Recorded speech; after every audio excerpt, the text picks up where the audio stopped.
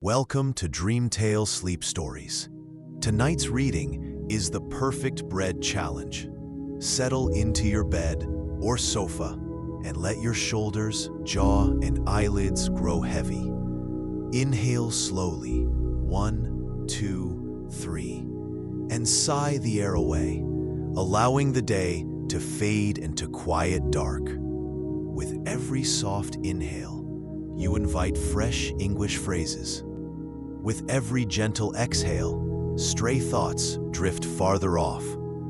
Behind my voice flows a gentle 528 Hz melody, renowned for guiding the mind toward deep relaxation. Keep your eyes closed or follow the captions, whichever feels right. Simply receive the rhythm and resonance of the language. Deep in rest, tonight's phrases will take root like seeds, ready to bloom into stronger English skills with the morning light. When you feel settled, hold that unhurried breath and allow yourself to drift into the tale. The Perfect Bread Challenge begins now, and when the story's final line has faded, the music will linger a little longer, carrying you gently deeper into sleep. The Perfect Bread Challenge. Ben Morrison had been baking bread for 23 years, ever since he was 19, and learned the trade from his grandfather. His small bakery, Ben's Bread and More, sat on the corner of Main Street and Elm Avenue in the charming town of Millbrook, where everyone knew everyone and stories traveled faster than the morning newspaper. The bakery had been in his family for 3 generations. Ben's grandfather, William Morrison, had started the business in 1952 with nothing but a wood-fired oven, a dream, and his wife's secret recipe for sourdough starter.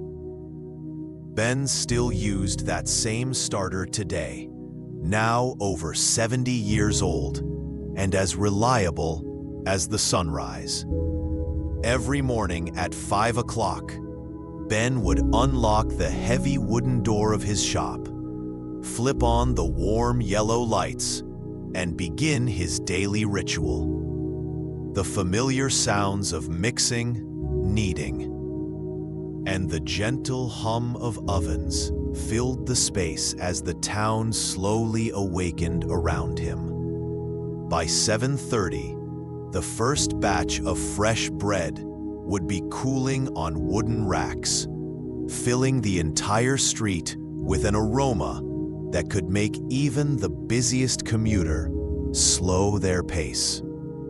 Ben thought he had served every type of customer imaginable in his 2 decades behind the counter. There was Margaret Thompson, a retired librarian who came in every Friday for a loaf of whole wheat and always paid with exact change.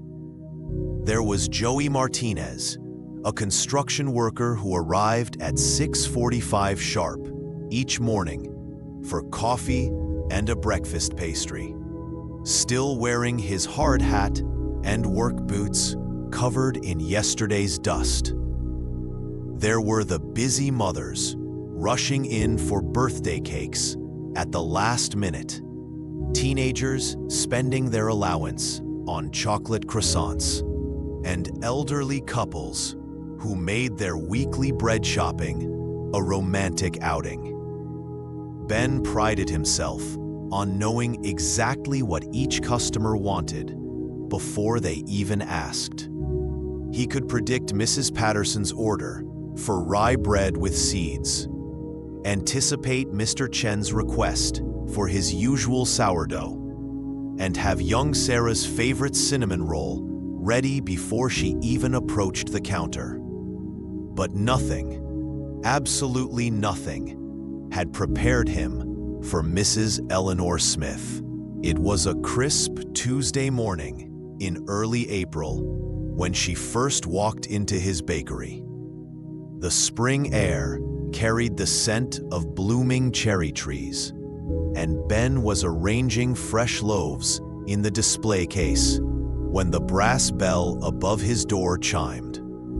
He looked up to see a woman of about 72, with carefully styled silver hair and sharp blue eyes behind small, wire-rimmed glasses. She wore a brown wool coat that looked expensive but well-worn, and carried a small leather notebook clutched in her gloved hands. "Good morning," Ben said with his usual warm smile, wiping his flour-dusted hands on his apron. "Welcome to Ben's Bakery. What can I get for you today?" Mrs. Smith approached the counter slowly, her heels clicking softly on the old wooden floors that Ben's grandfather had installed decades ago. She opened her notebook with careful precision and adjusted her glasses. "Good morning," she replied in a clear, measured voice. "I would like to purchase a loaf of white bread, but I have very specific requirements." Ben nodded encouragingly. "Of course, ma'am. We make fresh white bread every morning. What size loaf would you prefer?" Mrs. Smith consulted her notebook and began reading from it, as if she were reciting a scientific formula. "I need a loaf that is exactly 12 inches in length and 4 inches in width. The crust should be golden brown, not light golden, not dark brown, but precisely the color of autumn leaves in October sunlight. The interior should be soft to the touch, but not spongy, with a fine, even crumb structure. When sliced, each piece should be exactly 3/4 of an inch thick, and the bread should have a subtle sweetness without being noticeably sweet." Ben stared at her for a long moment, his hand frozen halfway to the bread display. In 23 years of baking, he had never heard such detailed specifications for something as simple as white bread. He glanced at the other customers in the shop. Tom Wilson, from the hardware store, was reading a newspaper at one of the small cafe tables, and Mrs. Foster was browsing the pastry selection to see if anyone else had heard this unusual request. "That's very specific," Ben said carefully. "I'm not sure if the bread I have today meets all of those requirements exactly, but I'd be happy to." "Oh, I understand completely," Mrs. Smith interrupted gently. "I realize my request is quite particular. I don't expect you to have exactly what I need today, but would it be possible for you to make a loaf to these specifications? I would be willing to pay extra, of course, and I could wait until next week." Something in her voice, a note of hope mixed with resignation, made Ben pause. This wasn't the voice of someone being unreasonably picky. This was the voice of someone for whom this bread was genuinely important. "I can certainly try," Ben said. "Could I ask, is this for a special occasion?" Mrs. Smith's expression softened for just a moment, but then she closed her notebook and straightened her shoulders. "It's for Tuesday breakfast," she said simply. "I come into town every Tuesday morning, and I would very much like to purchase this bread each week, if that would be possible." "Absolutely," Ben replied. "My name is Ben Morrison, and I'll do my best to make exactly what you're looking for. Should I have it ready next Tuesday morning?" "That would be wonderful. I'm Eleanor Smith, and I typically arrive around 9 o'clock. She paused at the door and turned back. "Thank you for taking my request seriously," Mr. Morrison. Many people think I'm being ridiculous." As the brass bell chimed behind her, Ben stood in the sudden quiet of his shop, still holding the order pad where he had frantically scribbled down her specifications. Tom Wilson looked up from his newspaper. "Well, that was interesting," Tom said with a chuckle. "Think you can make bread that specific?" "I've been baking for over 20 years, Tom," Ben replied, though his voice carried a note of uncertainty. How hard could it be? The answer, as Ben discovered over the following week, was much harder than he had anticipated. He spent hours experimenting with different flour mixtures, trying to achieve the exact color and texture Mrs. Smith had described. His first attempt resulted in bread that was too dense. The second was too airy.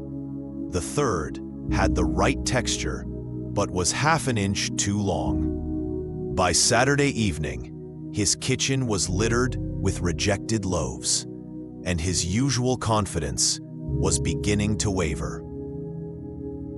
His girlfriend, Linda, found him in the bakery at 11 o'clock that night, surrounded by cooling bread and looking frustrated. "Ben, what are you doing?" she asked, settling into one of the cafe chairs. "You've been obsessing over this all week." "I just want to get it right," Ben said, kneading another test batch of dough. She seemed like it was really important to her. "It's bread, honey. If she doesn't like this batch, you'll make another one." But Ben couldn't shake the feeling that it was more than just bread. There had been something in Mrs. Smith's eyes, a kind of hopeful sadness that made him want to succeed. Tuesday morning arrived gray and drizzly. Ben had his best attempt cooling on the rack, a loaf that was exactly 12 inches long and 4 inches wide, with what he hoped was the right shade of golden brown crust. At precisely 9 o'clock, Mrs. Smith entered the shop, her brown coat spotted with raindrops and her notebook ready. Ben presented the loaf with novice pride. Mrs. Smith examined it carefully, measuring it with a small ruler she produced from her purse. She pressed gently on the crust, then asked if she could see a slice. Ben cut into the bread, trying to make each slice exactly 3/4 of an inch thick. Mrs. Smith studied the crumb structure, held a piece up to the light from the window, and even took a small bite. After what felt like an eternity, she looked up at Ben and shook her head gently. "I'm sorry, Mr. Morrison. This is very good bread, but it's not quite what I need. The crust color is close, but it needs to be just a shade darker. And the texture is almost right, but it's slightly too dense." She made careful notes in her notebook, paid for the loaf anyway, despite Ben's protests, and promised to return the following Tuesday. This pattern continued for weeks. Each Tuesday, Ben would present his latest attempt, and each Tuesday, Mrs. Smith would examine it with scientific precision, find it lacking in some small but crucial way, and make detailed notes for improvement. The crust was too thick one week, too thin the next. The crumb was too coarse, then too fine. The shape was perfect, but the taste was missing something indefinable. Other customers began to take notice of the weekly ritual. Tom Wilson started timing his coffee breaks to coincide with Mrs. Smith's visits, curious to see if Ben would finally crack the code. Mary O'Brien from the post office would peer through the window, as Mrs. Smith conducted her careful examination. Even the local teenagers, who usually paid no attention to anything that didn't involve their phones, began gathering outside the bakery on Tuesday mornings to watch the strange bread judging ceremony. "She's got you wrapped around her little finger, doesn't she?" joked Frank Peterson, who owned the flour shop next door. "What's so special about this bread anyway?" Ben had been wondering the same thing. By late May, he had made 17 different attempts at Mrs. Smith's perfect loaf, and each one had been rejected for increasingly subtle flaws. He was beginning to feel like a failure as a baker, something he hadn't experienced since his early days learning from his grandfather. The breakthrough came on a warm Tuesday in June, when the morning air was thick with the promise of summer, and the window boxes outside the bakery were overflowing with petunias. Mrs. Smith arrived for her usual appointment, but instead of her typical composed demeanor, she seemed slightly flustered. "I'm so sorry I'm a few minutes late, Mr. Morrison," she said, slightly out of breath. "I was looking at some old photographs this morning and completely lost track of time." "No problem at all, Mrs. Smith," Ben replied, retrieving his latest attempt from behind the counter. "I think this one might be closer to what you're looking for." But instead of immediately beginning her examination, Mrs. Smith seemed distracted. She kept glancing at the windows where the morning sun was streaming in at just the right angle to illuminate the display case in golden light. "Mr. Morrison," she said suddenly, "may I ask you a personal question?" Ben was so surprised that he nearly dropped the bread. In all their weeks of interaction, Mrs. Smith had never asked him anything beyond whether she could examine the loaf more closely. "Of course," he said. "Why did you become a baker?" Ben paused, considering the question. "My grandfather taught me," he said finally. "He started this bakery when I was just a kid, and I spent every summer working here with him. He used to say that baking was about more than just mixing ingredients. It was about creating something that brought people together, that made them feel cared for." Mrs. Smith's expression softened. "Your grandfather sounds like he was a wise man." "He was.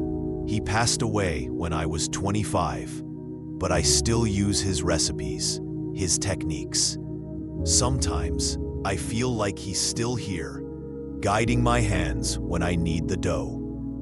Ben felt a little embarrassed by his honesty, but something about Mrs. Smith's attention made him want to continue. "What about you, Mrs. Smith? Have you always been interested in baking?" For the first time since Ben had known her, Mrs. Smith smiled. Not just a polite acknowledgement, but a real, warm smile that transformed her entire face. "My husband was a baker," she said quietly. "Harold ran a small bakery 2 towns over in Riverside. He was the most wonderful baker you've ever seen. He had this gift for understanding exactly what each recipe needed, what each customer wanted, even when they didn't know themselves."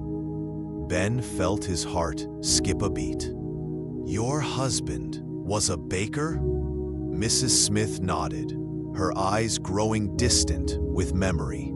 "For 46 years. He started when he was 18, fresh out of high school, with nothing but enthusiasm and a willingness to work 16-hour days. By the time he retired, people would drive from 3 counties away just to taste his bread." She opened her notebook and for the first time, Ben realized it wasn't just a list of bread specifications.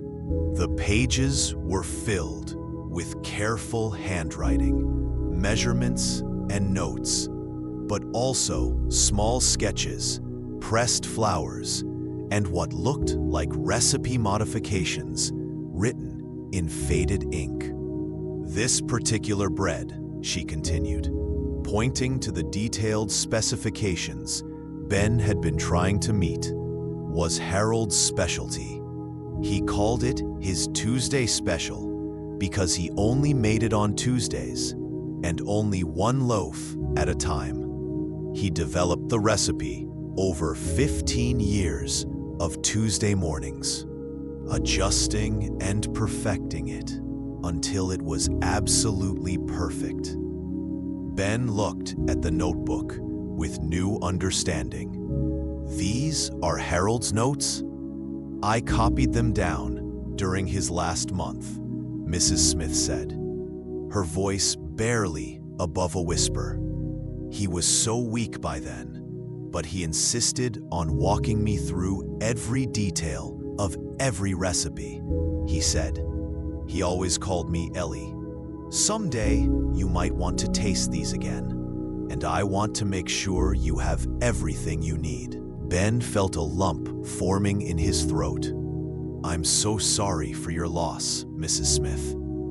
He passed away last November, she continued, and I thought I was ready to let go of everything. I donated most of his equipment, closed the bakery, moved to Millbrook to be closer to my daughter. But then Tuesday mornings started feeling so empty. Harold and I always shared his Tuesday special together, sitting in our kitchen with coffee and jam he made from the strawberries in our garden. She touched the notebook gently. I know I must seem ridiculous, asking for something so specific, but when I eat that bread, when it's exactly right, it's like Harold is still with me. I can almost hear him humming while he works, feel him kiss the top of my head as he sets the loaf down to cool. Ben stood in silence for a moment, overwhelmed by the weight of what Mrs. Smith had shared. This wasn't about being a difficult customer or having impossibly high standards. This was about love and memory and trying to hold on to the most precious parts of a life that had been lost. Mrs. Smith, he said finally, would you be willing to help me understand exactly how Harold made this bread? Not just the measurements, but the techniques, the little details that might not be written down. Mrs. Smith looked up at him with surprise. You would want me to work with you? I think it would be an honor, Ben replied. My grandfather always said that the best way to learn a recipe was to work alongside the person who loved it most. For the next hour, Mrs. Smith told Ben stories about Harold's baking methods while they examined his latest loaf together. She explained how Harold used to test the dough by pressing it just so, how he could tell when the oven was exactly the right temperature by listening to the sound it made, and how he always sang softly while he kneaded, believing that happy bakers made better bread. He had this way of folding the dough, Mrs. Smith demonstrated with her hands, not just kneading, but folding it like you were tucking a baby into bed. And the rising time was crucial. Harold could tell just by looking when it was ready, something about the way the surface would look almost alive. Ben listened carefully, taking notes of his own now. But more importantly, he watched Mrs. Smith's face as she spoke. For the first time since he had known her, she looked truly happy, animated by memories of the man she had clearly adored. "Mrs. Smith," Ben said when she finished, "would you consider coming in next Tuesday morning and helping me make Harold's bread? Together, I think we might be able to get it exactly right." Mrs. Smith's eyes filled with tears, but her smile was radiant. "I would like that more than anything." The following Tuesday, Mrs. Smith arrived at 8:30 instead of 9, carrying a small canvas bag. From it, she produced a worn wooden spoon, a ceramic mixing bowl with a small chip on the rim, and a faded gingham apron. "These were Harold's," she said simply. "I thought they might help." For the next 3 hours, Ben and Mrs. Smith worked together in the bakery kitchen. She guided his hands as he mixed the dough, showing him the precise motion Harold had used. She demonstrated how to test the elasticity, how to shape the loaf with just the right tension, and how to score the top in a pattern that would allow it to rise evenly. As they worked, Mrs. Smith shared more stories about Harold. She told Ben about the early days of their marriage, when Harold was still learning his trade and would come home covered in flour, exhausted but excited about some new technique he had discovered. She described the regular customers who had become like family. Mrs. Chen, who came in every day for a single dinner roll and always stayed to chat for 20 minutes.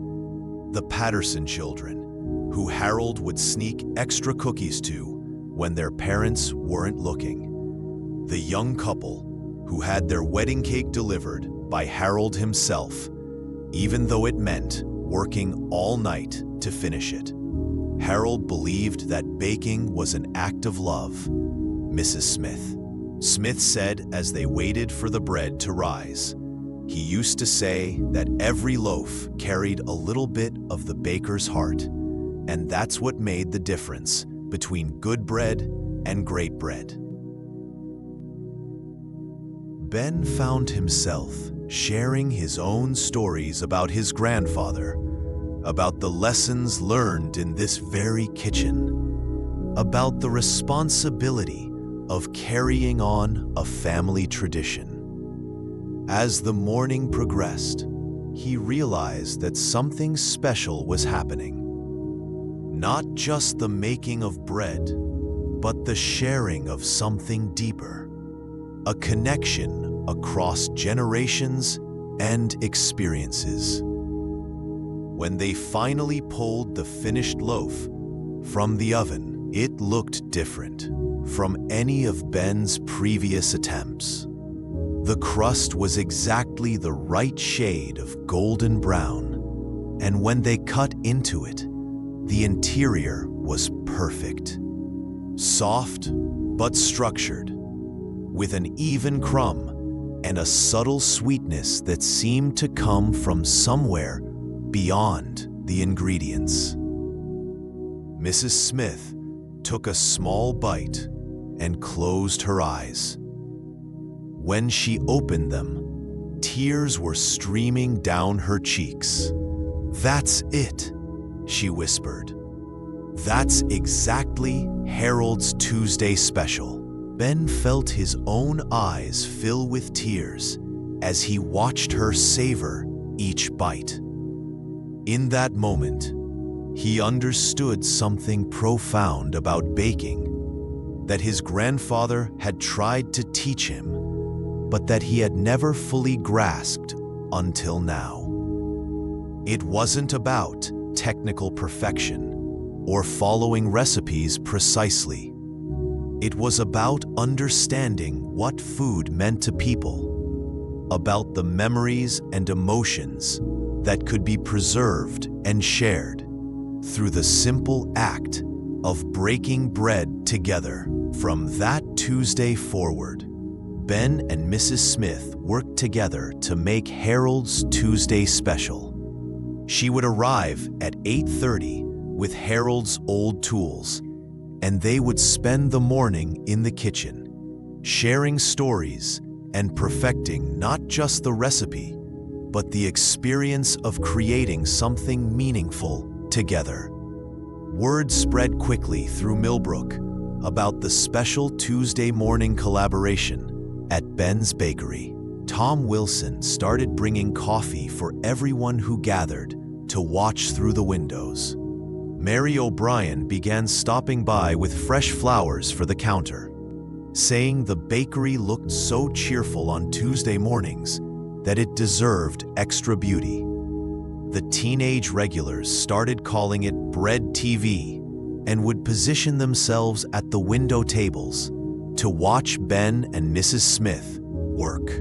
Frank Peterson from the flower shop took to opening his store early on Tuesdays just so he could enjoy the wonderful aromas drifting from next door.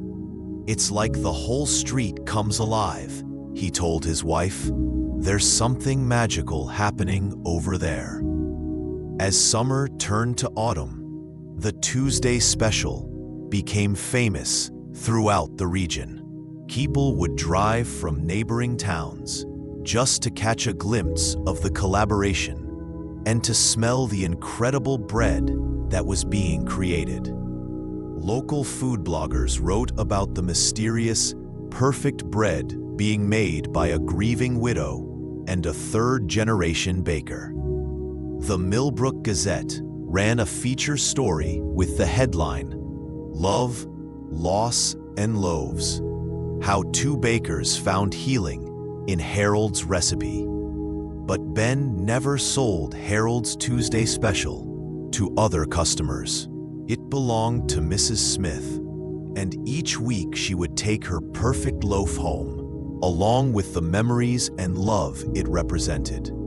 She had begun bringing extra butter and her late husband's strawberry jam recipe, and she and Ben would share a slice together before she left, sitting at one of the small cafe tables and talking about everything and nothing. One Tuesday morning in early November, exactly 1 year after Harold's passing, Mrs. Smith arrived at the bakery, carrying not just her usual canvas bag, but a large cardboard box as well. "I have something for you, Ben," she said, setting the box carefully on the counter.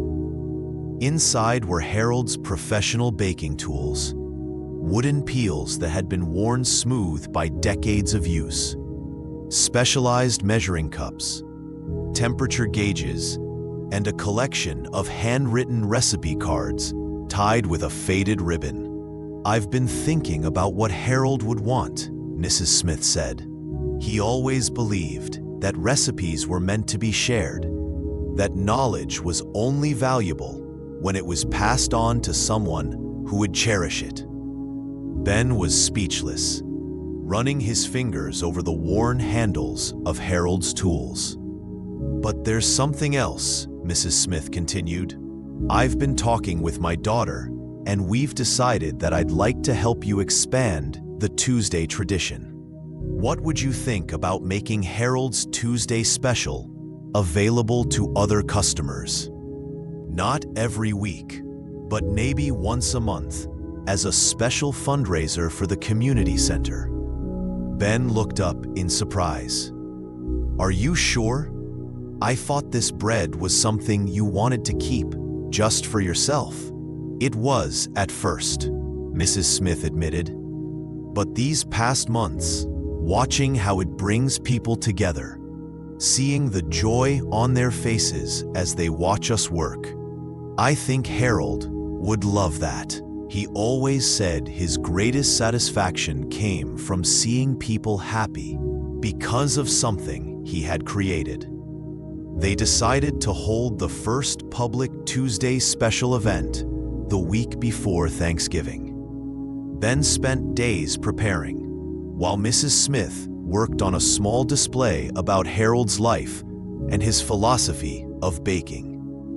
They arranged to sell 30 loaves, with all proceeds going to fund new kitchen equipment for the community center's senior meal program. The night before the event, Ben couldn't sleep. He found himself in the bakery at 3 in the morning, double-checking his preparations and thinking about how much his life had changed since that first Tuesday in April when Mrs. Smith had walked through his door. By 7 o'clock Tuesday morning, there was a line stretching halfway down Main Street. People had driven from as far as 3 towns away, many carrying camping chairs and thermoses of coffee. The mayor showed up with a photographer from the regional newspaper. Mrs. Chen, who was 93 and rarely left her house, had her grandson drive her in just so she could taste the bread that had become legendary. Ben and Mrs. Smith worked together in full view of the crowd, their movements now perfectly synchronized after months of collaboration. Mrs. Smith told stories about Harold while they worked, and Ben found himself adding his own commentary about the techniques they were using. The crowd was completely silent, mesmerized by the process and by the obvious affection and respect between the two bakers. When the first loaves came out of the oven, the collective "ah" from the crowd was audible from inside the kitchen. The aroma was so incredible that people later said they could smell it 3 blocks away. As Ben and Mrs. Smith began slicing and selling the bread, something beautiful happened. Instead of rushing away with their purchases, people lingered. They shared stories about their own family baking traditions, about recipes passed down through generations, about the people they had loved and lost. The bakery became filled with laughter and tears, with connections being made between strangers who discovered they shared similar stories of love and memory. Mrs. Patterson bought a loaf and immediately burst into tears, explaining that it smelled exactly like the bread her grandmother had made during her childhood summers. Young Sarah, now 16 and working part-time at the library, bought a loaf for her boyfriend's grandmother who had been in the hospital. Tom Wilson purchased 2 loaves and declared it the best bread he had ever tasted in his 68 years. But the most moving moment came when Mrs. Chen took her first bite. The elderly woman, who had been mostly silent since arriving, suddenly began speaking rapidly in Chinese. Her grandson translated with tears in his eyes. She says it tastes like home. She says Harold must have been a very good man to put so much love into bread. By noon, all 30 loaves had been sold, and they had raised over $800 for the community center. But more than that, they had created something that would be talked about in Millbrook for years to come. A morning when the entire town came together around the simple act of sharing bread and stories. As the last customer left and Ben and Mrs. Smith began cleaning up, she turned to him with an expression he had never seen before. Not sadness or longing, but pure contentment. Harold would have loved this, she said simply. This is exactly what he would have wanted. His bread bringing people together, creating community, making people feel cared for. What about you? Ben asked. How do you feel? Mrs. Smith was quiet for a long moment, wiping down Harold's old mixing bowl with gentle care. For the first time since November, she said finally, I don't feel like I'm trying to hold on to something that's slipping away. I feel like I'm sharing something that will continue to grow. That evening, Ben stayed late in the bakery, not to work, but simply to sit in the quiet space and reflect on the day. His phone rang, and he was surprised to see his sister calling from California. "Ben, I just saw the article online about your bread event," she said. "I'm so proud of what you've created there." Grandpa would have been too. As Ben hung up the phone, he realized that Mrs. Smith had given him something far more valuable than Harold's tools or recipes. She had shown him the true meaning of what his grandfather had always tried to teach him. That baking was never just about the bread. It was about the connections formed, the memories preserved, and the love shared through the simple act of creating something nourishing for others. The monthly Tuesday special became a tradition that continued throughout the winter and into the following spring. Each month brought new stories, new connections, and new understanding of how food could be a bridge between past and present, between loss and hope, between strangers who discovered they were really neighbors.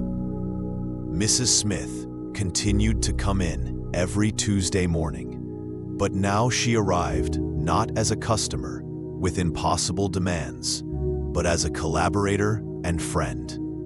She had begun teaching Ben other recipes from Harold's collection, each one carrying its own story and its own small miracle of connection. On a warm Tuesday morning in April, exactly 1 year after their first meeting, Mrs. Smith arrived at the bakery with a special surprise. She had spent weeks working with a local craftsman to create a wooden sign for the bakery window. It read, "Harold's Tuesday Special, made with love, shared with community, in memory of Harold Smith, baker and beloved husband."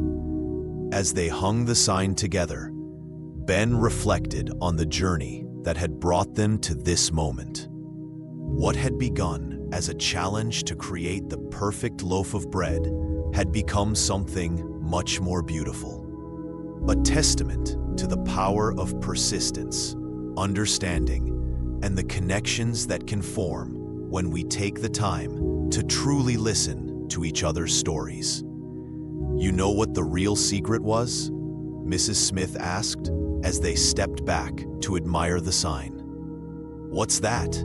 Ben replied. "The perfect bread was never about getting every measurement exactly right," she said with a smile that reminded Ben of his own grandfather. "It was about understanding that perfection comes from love, patience, and the willingness to keep trying until you create something that truly matters to the people you care about." As the morning sun streamed through the bakery windows, illuminating the sign and casting warm light across the display cases filled with fresh bread, Ben understood that Mrs. Smith was absolutely right. The perfect bread challenge had taught them both that the most important ingredient in any recipe and in any life was love. And every Tuesday morning, as they continued to bake Harold's special recipe together, that love lived on in every golden loaf, in every satisfied customer, and in every story shared around the simple act of breaking bread together in the little bakery on Main Street.